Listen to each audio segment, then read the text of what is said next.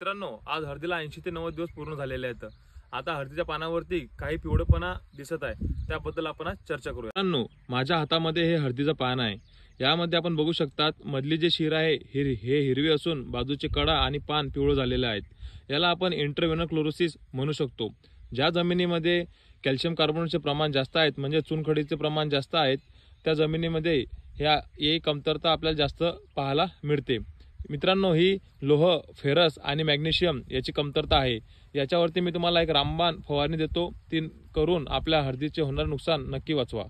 मित्रांनो, प्रति pump 15 मिलीसाठी EDTA ferrous, EDTA zinc आणि EDTA मॅग्नेशियम 30 ग्राम प्रति पंप फवारावे।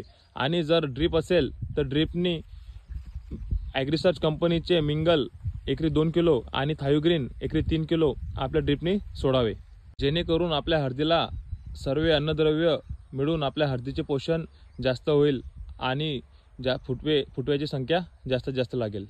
आपल्या हळदीला किती दिवस झालेले आहेत हे मला कमेंट बॉक्समध्ये नक्की कळवा, जेणेकरून आपल्याला त्याच्यावरती योग्य इलाज करता येईल। धन्यवाद।